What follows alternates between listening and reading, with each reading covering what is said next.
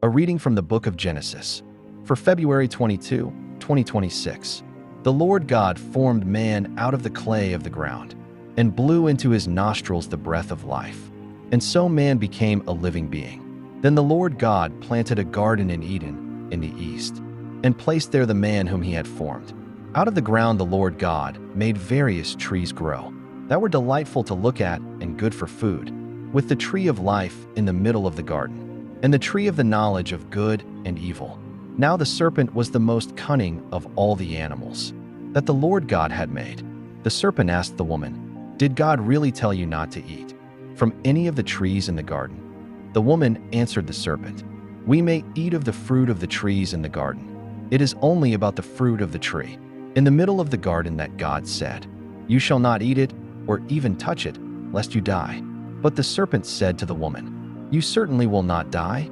No, God knows well that the moment you eat of it, your eyes will be opened and you will be like gods, who know what is good and what is evil." The woman saw that the tree was good for food, pleasing to the eyes and desirable for gaining wisdom. So she took some of its fruit and ate it.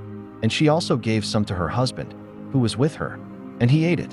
Then the eyes of both of them were opened, and they realized that they were naked. So they sewed fig leaves together and made loincloths for themselves. A reading from the letter of St. Paul to the Romans. Brothers and sisters, through one man sin entered the world, and through sin, death. And thus death came to all men, inasmuch as all sinned. For up to the time of the law, sin was in the world, though sin is not accounted when there is no law.